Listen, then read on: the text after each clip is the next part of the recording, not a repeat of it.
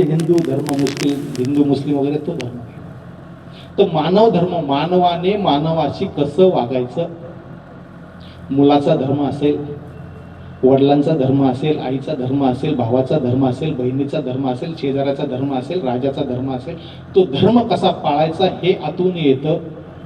म्हणजे काय चांगलं, काय वाईट, काय खोटं, काय करावं, काय करू नये ते आतून येतं. आपल्यामध्ये धर्म प्रस्थापित झाल्यानंतर आणि आपली जी काही पर्सनॅलिटी आहे ती पर्सनॅलिटी सुधारते. एकदम सुंदर व्यक्तिमत्व त्या माणसाचं तयार होतं. काय बोलावं, काय बोलावं सगळं आतून कळतं, कारण त्या परमेश्वराचे आशीर्वाद त्याला मिळतात आणि मग त्याचं एक वेगळं व्यक्तिमत्व तयार होतं. कुंडलीचा बघायच्या वरती येतो मध्य अनाथ चक्र, या ठिकाणी छातीचा मध्य भाग, या ठिकाणी जगदंबा माता, दुर्गा माता. जगदंबा मातेचं स्थान तिथं आहे. आपल्याला बघा भीती वाटली का आपला हात छातीवर, छातीमध्ये धडधड होतं. का होतं असं? कारण त्या दुर्गा मातेचं स्थान तिथं आहे. आपल्याला जर कोणाला भीती वाटत असेल तर फक्त एकच करा, आपला हात या ठिकाणी उजवा हात ठेवा आणि फक्त 12 वेळा जगदंब जगदंब जगदंब जगदंब जगदंब जगदंब, तुमची भीती नाहीशी होईल. कारण त्या देवीचं वास्तव्य तिथं आहे आपल्या छातीमध्ये. डाव्या बाजूला शिव पार्वती, शिवांचं स्थान आहे. आत्मा इथं आहे. कुंडलीचा प्रकाश आत्म्याला मिळाला, आत्मा प्रकाशित झाला. या ठिकाणी लाईट लावलेला आहे म्हणून सगळं दिसतं. इकडे पुरुष बसले, इकडे स्त्रिया बसल्या. तसंच आहे, आत्मा ज्यावेळेस प्रकाशित होतो त्या प्रकाशामध्ये आत्म्याला कळतं की चांगलं काय, वाईट काय, काय करावं, काय करू नये. तो आत्मा प्रकाशित होतो. शिवपार्वतीचे आशीर्वाद आपल्याला मिळतात. उजवी जी बाजू आहे ती आहे उजवं अनाथ चक्र, या आहे सीताराम, सीतारामांचे आशीर्वाद आपल्याला मिळतात. आदर्श पिता, आदर्श पिता, आदर्श पती, आदर्श राजा, सर्व गुण आपल्यामध्ये यायला सुरुवात होते. कुंडलीचा प्रकाश वरती गेला, गळ्याचा खोलगट भाग, या ठिकाणी आहे विशुद्धी चक्र, राधाकृष्णाचं स्थान आहे बघा इथे. राधाकृष्ण, कृष्णाची मधुर वाणी आपल्याला प्राप्त होते. कृष्णाचं व्यवहार चातुर्य, व्यवहार कसा करावा हे कृष्णाकडून शिकावं. सगळी नीती कशी शिकावी कृष्णाकडून शिकावे. ते जे व्यवहार चातुर्य आहे ते कृष्णाचं आपल्याला येतात. आपल्याला राधाकृष्णांचे आशीर्वाद प्राप्त होतात. उजवी जी बाजू आहे इकडे विठ्ठल रुक्मिणी, विठ्ठल रुक्मिणीचं स्थान तिथं आहे. आपले सगळे वारकरी जातात ना, खूप सुंदर गातात, खूप सुंदर भजन म्हणतात. का? त्यांची विशुद्धी क्लिअर असते. ते विठ्ठल रुक्मिणीचं स्थान इथे आहे. डावी बाजू आहे इथे विष्णू माया, श्रीकृष्णाची भगिनी, तिचं स्थान तिथे आहे. या सर्वांचे आशीर्वाद आपल्याला मिळतात. कुंडलीचा प्रकाश जसं वरती येतो, ज्या ठिकाणी आपण कुंकू लावतो, या ठिकाणी आज्ञा चक्र, या तीनही नाड्या या ठिकाणी एकत्र होतात. ही लक्ष्मी या ठिकाणी महालक्ष्मी होते. हे गणेश या ठिकाणी महागणेश होतात. आणि ज्यावेळेस कुंडलीचा प्रकाश या ठिकाणी येतो त्यावेळेस मी आणि माझं, आपलं जे काही भौतिक आहे, जे काही माझं माझं माझं असतं, माझं घर, माझा प्रपंच, माझी शेती, माझी मुलगी, माझा मुलगा, माझे वडील, माझा भाऊ, हे ज्यावेळेस संपतं त्यावेळेस इथून वरती जायला सुरुवात होते. आणि आपण म्हणतो दया क्षमा शांती तेथे देवाची वस्ती. परमेश्वर कुठे आहे? याच्या वरती आहे. ज्यावेळेस आपण दया क्षमा शांतीच्या पलीकडे जातो, म्हणजे मी माझं जे काय ते आपण सोडायला सुरुवात करतो, त्यावेळेस आपण परमेश्वराकडे जायला सुरुवात होते. आणि ज्यावेळेस कुंडलीचा प्रकाश सहस्रार चक्रावरती, या ठिकाणी ब्रह्मरंध्र आहे, इथून ज्यावेळेस ही शक्ती बाहेर पडते, हजारो पाकळ्यांचं कमळ असावं तसं हे चक्र आहे. हे शिव या ठिकाणी सदाशिव होतात, आदिशक्तीचं निवासस्थान. आणि ज्यावेळेस या ठिकाणी ही कुंडलिनी शक्ती बाहेर पडते त्यावेळेस नेमकं काय होतं? आजूबाजूला पसरलेली जी परमचैतन्याची शक्ती आहे, परमेश्वराची शक्ती आहे, तिच्यामध्ये आपल्या आत्म्याची शक्ती एकरूप होते. आणि ज्यावेळेस ती एकरूप होते त्यावेळेस आपल्या टाळूमधून एक प्रवाह बाहेर पडतो. आपल्या हातावरती, टाळूवरती एक जाणीव होते थंड थंड चैतन्याची. ज्यावेळेस आपण इथे हात करू त्यावेळेस आपल्याला ती जाणीव अशी होते आपल्या हातातून आणि टाळूमधून. प्रवचनाचा, सांगण्याचा कार्यक्रम या ठिकाणी संपलेला आहे. आता शेवटचे 5 मिनिट या शक्तीची आपल्याला जागृती करून घ्यायची ना सगळ्यांना. थोडंसं मोकळं बसा, मांडी घालून बसायचंय. काय करायचंय ते अगोदर सांगतो. पायामध्ये चप्पल असेल तर काढून ठेवा, टोपी असेल तर काढून ठेवा, कारण आपल्याला इथं टाळूवरती ते जाणीव घ्यायची. थोडंसं मोकळं बसा.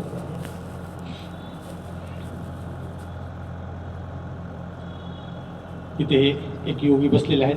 काय करायचं यांच्याकडे बघून आधी डोळे उघडे ठेवून बघून घ्या, कारण हे सगळं आपल्याला डोळे बंद करून करायचं आहे.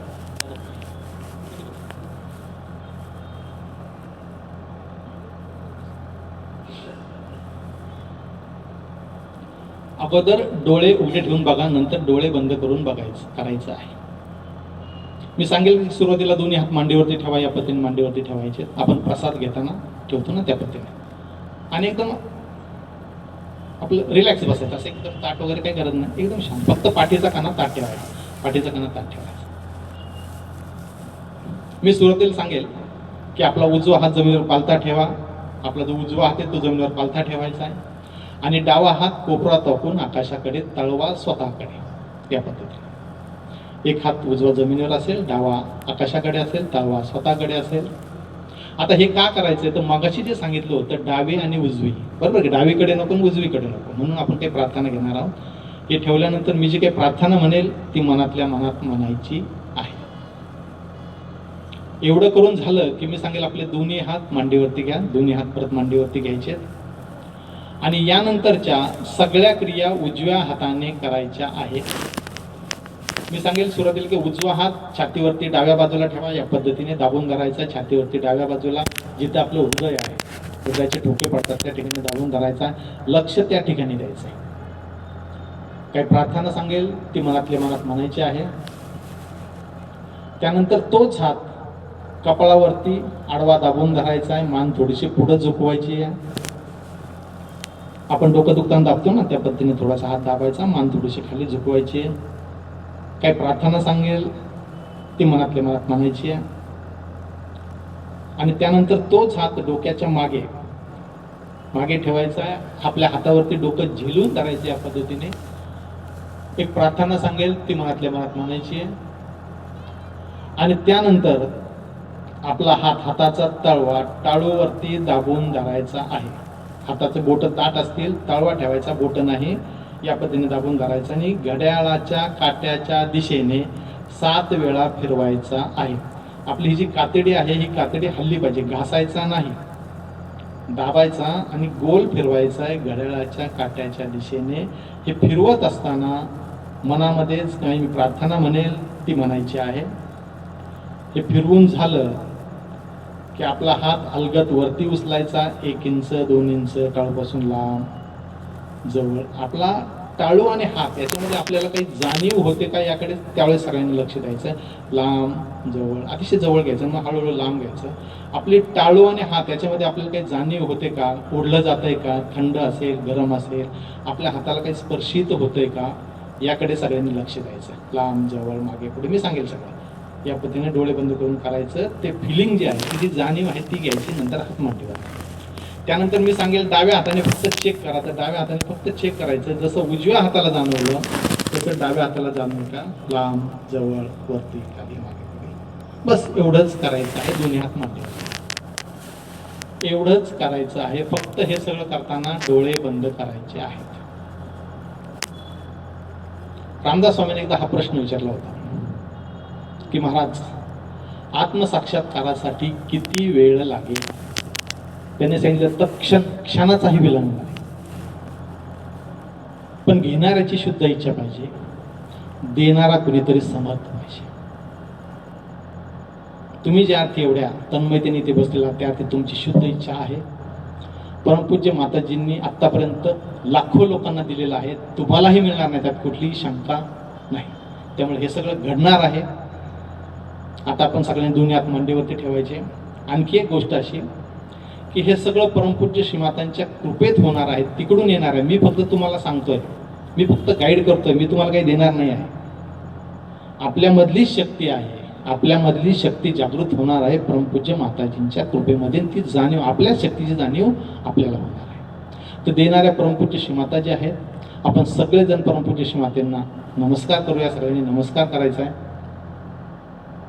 वंदन करायचं श्रीमातेंना हात जोडून.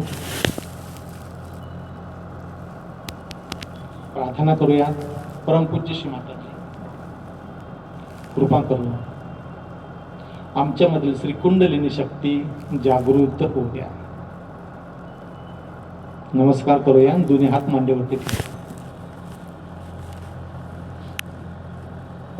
दोन्ही हात मांडीवरती असतील, डोळे बंद असतील.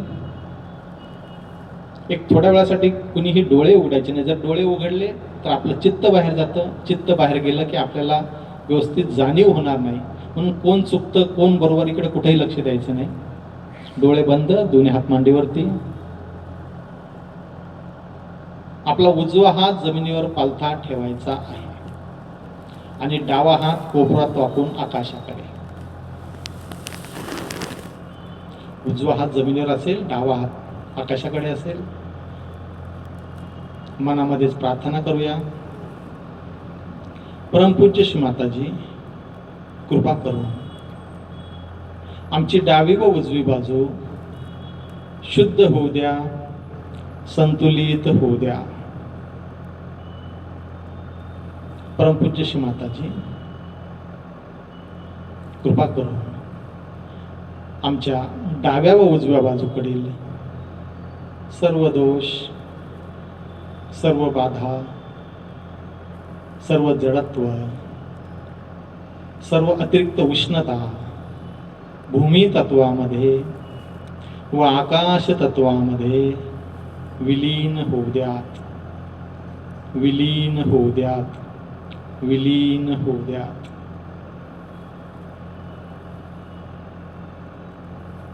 हे धरणी माता, हे आकाश देवता, कृपा करू आमची डावी व उजवी बाजू संतुलित होऊ द्या.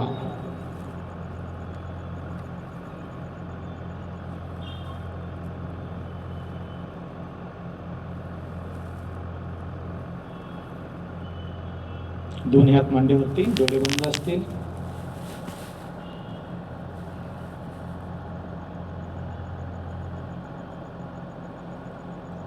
आपला उजवा हात छातीवरती डाव्या बाजूला.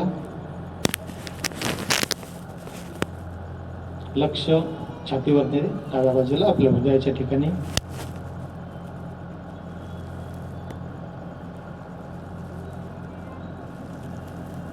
प्रार्थना करायची मनातल्या मनात. श्री माताजी, आपल्या कृपेत मी आत्मा आहे, मी आत्मा आहे, मी आत्मा आहे. मी म्हणजे हे शरीर नव्हे, मन नव्हे, बुद्धी नव्हे. मी केवळ शुद्ध आत्मा आहे. मी आत्मा आहे, मी आत्मा आहे, मी आत्मा आहे, मी आत्मा आहे, मी आत्मा आहे, मी आत्मा आहे, मी आत्मा आहे, मी आत्मा आहे.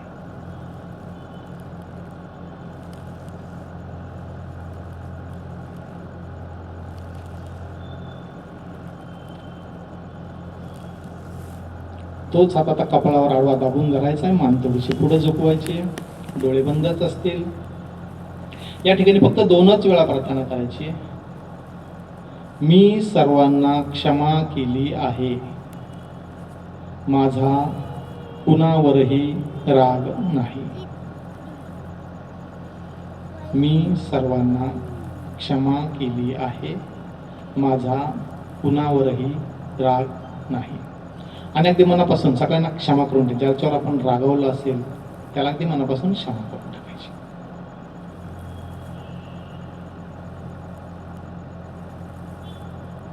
तोच हात आता डोक्याच्या मागे, मान थोडीशी वरती करायची. डोळे बंदच असतील. या ठिकाणी फक्त 1च वेळा प्रार्थना करायची. श्री माताजी, आपल्या महान परमेश्वरी कार्यात आमच्या हातून कळत नकळत काही चूक होत असेल तर कृपा करून मला क्षमा करावी, आम्हाला क्षमा करावी. श्री माताजी, मी सर्वांची क्षमा मागत आहे. कृपा करून सर्वांनी मला क्षमा करावी. आणि अगदी मनापासून ज्याला कोणाला आपण रागवलं असेल, चिडलो असेल, ओरडलं असेल त्याला मनापासून क्षमा करून टाकायची. आता आपला हाताचा तळवा टाळूवरती दाबून धरायचा आहे. मान थोडीशी पुढे झुकवायची. डोळे बंद असतील. आपला हाताचा तळवा टाळूवर दाबून घड्याळाच्या काट्याच्या दिशेने 7 वेळा फिरवायचा आहे. हे फिरवत असताना मनामध्येच प्रार्थना करायची आहे. परमपूज्य श्री माताजी, कृपा करून आमच्यामधील श्री कुंडलिनी शक्ती जागृत होऊ द्या. श्रीमाताजी कृपा करून आमचे सहस्रार चक्र उघडावे. परमपूज्य श्रीमाताजी कृपा करून आमच्यामधील श्री कुंडलिनी शक्ती जागृत होऊ द्या आणि आम्हाला चैतन्य लहरीची जाणीव होऊ द्या. आपला हात फिरवत राहायचा, मनामध्ये प्रार्थना म्हणत राहायची. परमपूज्य श्रीमाताजी कृपा करून आमचे सहस्रार उघडावे. आपला हात आता टाळूवरती घट्ट दाबून धरायचा, बरोबर मध्यभागी. डोळे बंदच असतील आणि अलगत उचलूया. 1 इंच, 2 इंच, 3 इंच, 4 इंच, टाळूपासून लांब, टाळूच्या जवळ, लांब, जवळ, लांब, जवळ. आपल्या टाळूमधून काही बाहेर पडतंय का याकडे लक्ष द्यायचंय, थंड अथवा गरम. आपला हात ज्यावेळेस टाळूकडे येतो त्यावेळेस हात ओढला जातोय का, टाळू आणि हातामध्ये काही आहे का याकडे लक्ष द्यायचंय. टाळूपासून लांब, टाळूच्या जवळ, लांब, जवळ, मागे, पुढे. आपल्या टाळूमधून जे काही जाणीव होती ती चैतन्याची जाणीव आहे. आपल्याला हाताला स्पर्शित होते किंवा आपल्या हात आणि टाळूमध्ये काहीतरी आहे. आपला हात टाळूकडे खेचला जातोय का याकडे लक्ष द्यायचंय. लांब, जवळ, लांब, जवळ, मागे, पुढे. आपला उजवा हात मांडीवरती घ्यायचा आहे. आता जसं उजव्या हाताला जाणवलं तसं डाव्या हाताला जाणवं काय, म्हणून डाव्या हाताने चेक करायचं आहे. फक्त आधा अंतरी. टाळूपासून लांब, टाळूच्या जवळ, डोळे बंदच असतील. लांब, जवळ, लांब, जवळ, मागे, पुढे. डावा हात मांडीवरती, दोन्ही हात मांडीवरती, डोळे बंद. आपल्या दोन्ही हातावरती जाणवणाऱ्या चैतन्याकडे लक्ष द्यायचंय. आपल्या हातामधून आपल्या प्रत्येक बोटावरती आपल्याला जी जाणीव होते या जाणीवेकडे लक्ष द्यायचं आहे. आपल्या प्रत्येक बोटाकडे लक्ष द्यायचं. आपल्याला एक वेगळ्या प्रकारची जाणीव होत असेल, आपलं मन शांत झालं असेल, आपले विचार थांबलेले असतील आणि एक वेगळ्या प्रकारचा आनंद, वेगळ्या प्रकारची शांतता आपल्या मनामध्ये प्रस्थापित झालेली आहे. आपल्या दोन्ही हातामधून आपल्याला एक जाणीव होते चैतन्याची. ही जी जाणीव होते या जाणीवेचाच आपण आनंद घेणार आहोत. अजून एक 2 ते 3 मिनिट आपण असेच या स्थितीमध्ये बसणार आहोत आणि या चैतन्याचा आनंद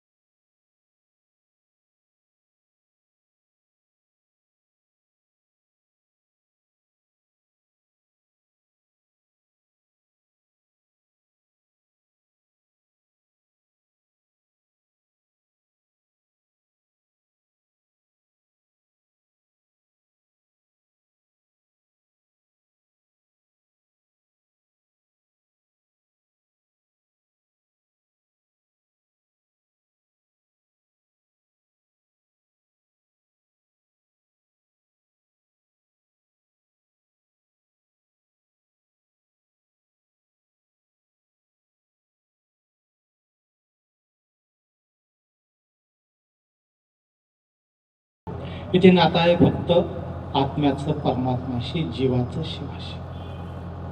आनंदाचे डोही आनंद तर देवाची द्वारी